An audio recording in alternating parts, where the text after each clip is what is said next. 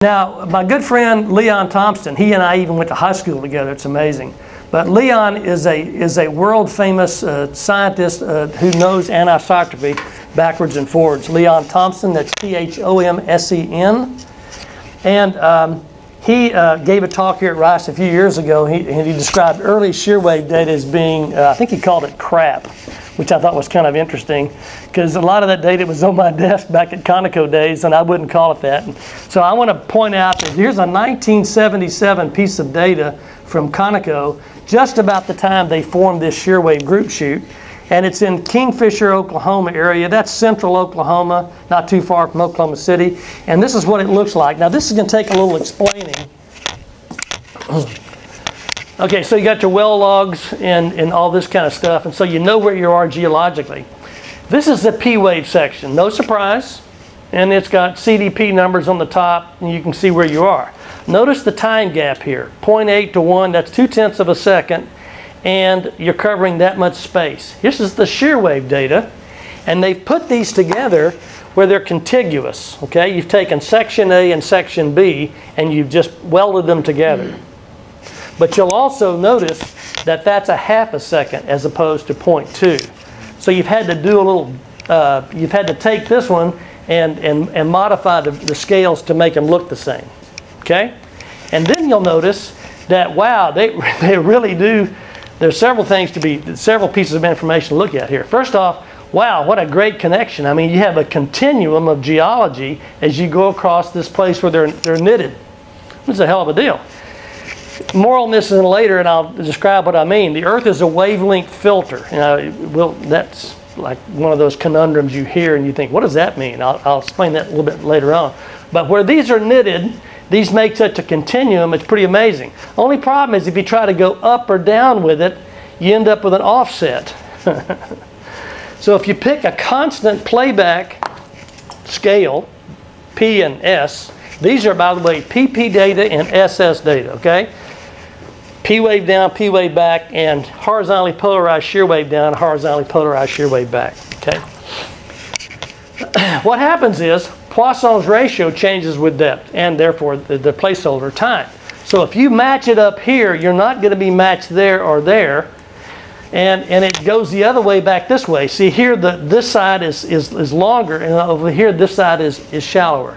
So Poisson's ratio is a variable that changes with depth and therefore time. And we'll deal with that in a minute. The other thing to notice here is we've got an event here with almost no P-wave analog. And similarly, here's the P-wave event, and where's the shear wave thing, okay? The reflectivity sequences for P-wave versus shear wave are first cousins.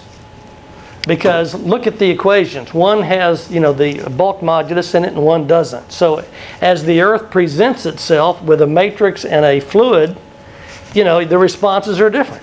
Some of the responses look good enough to when you make a continuum, it looks like we haven't missed a lick. In fact, we've changed whole worlds in that. And these responses are also pretty good. So you never know. So registration of these data can be problematic. Okay, this is what we didn't have back then. So let me go out of this is what we did not have back then, and this was something that I really needed. Is first off, okay, how do you register these documents? Because you would play back and you'd have a P wave section and you'd have a shear wave section. You'd say, well, how do you know which ones? How do you correlate them? How do you register the document? What we did not have was PowerPoint. And step one is, all you have to do is play them back and do this to it. Holy bananas. Because I'm not even sure which one's P, which one's shear. It doesn't matter. I mean, it's unbelievable how much they look alike. And before then, you're sitting there on your desk and you're saying, where do you start? And it's just amazing what this does for you, because trust me, I sat there and I have these various playback skills and I'm going crazy. Well, that's step one. Step two is you got to shift. Once you get the stretch figured out, so let's assume that you've got the pink lined up just right here, right? So now I'm going to frame this thing and I'm going to move it one click. Now the yellow's lined up. The pink's a little out of alignment, and the blue's not too bad, and now the green is lined up, and everything else is screwed up from there up, okay? So what do you have to do? You have to sit there at your desk, and you have to slide these sections on themselves to make sure you know where you are. And then what do you do in practice is you digitize the events, shuffle the cards, and now you have these interval travel times between, say, the top of this blue thing and the top of this yellow thing. And now you can measure that delta T and that delta T and get VP over VS. And more importantly, as we'll see later, Poisson's ratio. Strictly from the data. Here's the catch. You are measuring this. You're not estimating it from AVO. You're measuring it. That's a big deal. Okay. Let me go back. Oops, got to get out of that. Yeah, the velocity P over the velocity S is Poisson's ratio is a function of that and nothing else for the dynamic measurement. Now for the static measurement, you know, it's stresses and strains as you squeeze a rock. But, and since they have the same ray path, if you've taken a common midpoint gather and stacked to a T0 trace and you've got these two traces like that, then VP divided by VS becomes TS over TP. It's just that simple. Now, when you get converted waves, it's a little dicey. You got a piece of algebra to get past, and I'll show you that toward the end of the talk. Okay, so that's how you do the two-body waves and that sort of thing. So let me go one slide down and put us back on the screen here. Hello, I want to get it going again, like there, and then get this.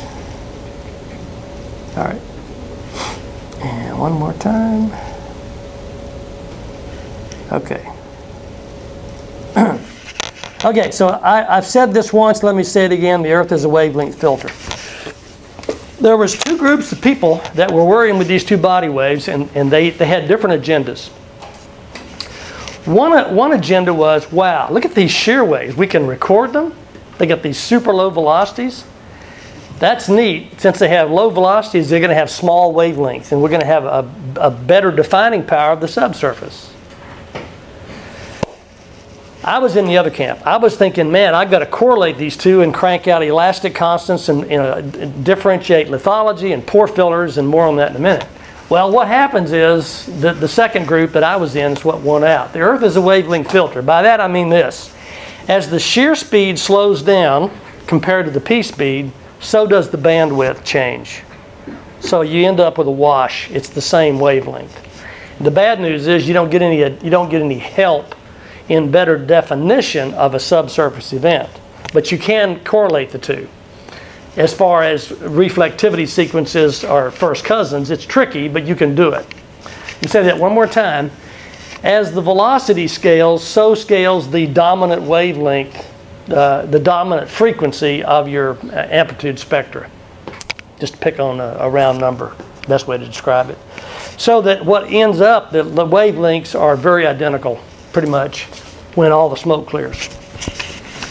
And consequently, you can look at geologic events on the P wave section and on the shear wave section, and they look enough alike where you can lock in and say, I'm going to measure Poisson's ratio, say.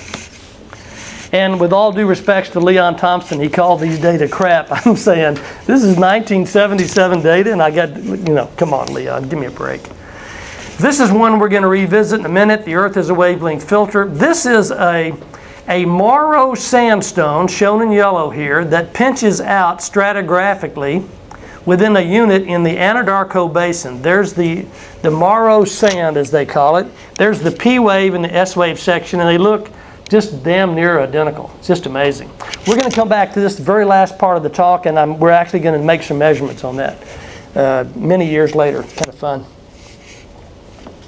Okay, so my boss was John Hopkins, a physicist from Iowa State, and an experimentalist like me. He went on to become a vice president at Conoco, and we're still good friends. But he processed, so here's the Conoco group shoot was headed by John Hopkins.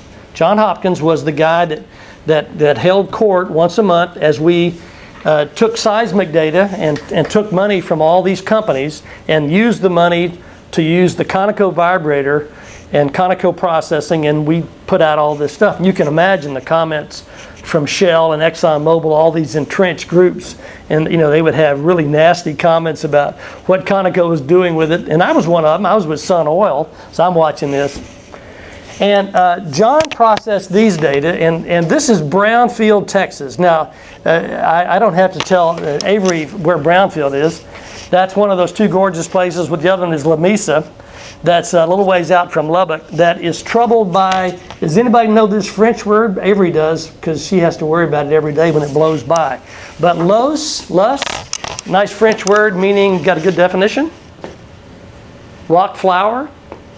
It's the, if you take the Laramide orogeny that created the Rockies and you head east with it, the very last little powdery stuff is what settled in Lubbock County.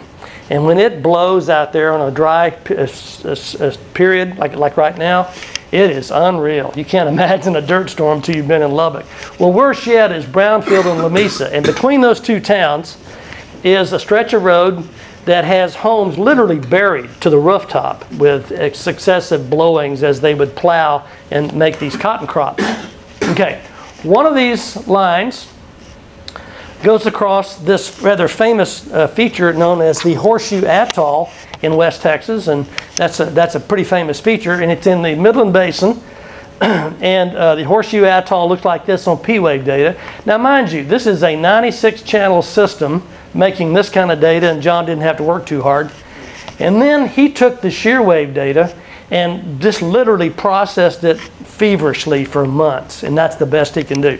Here's the Ellenberger, if you're familiar with West Texas formational boundaries. Here's the Ellenberger here. Pretty nice match here, and then it's anybody's guess what's going on in there.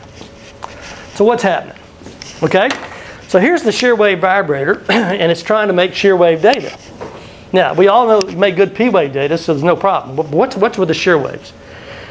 Well, it cranks up and it goes duh, duh, duh, duh, duh, duh, duh, duh, duh, duh, duh, duh, duh, duh. You know how vibrosize works, right?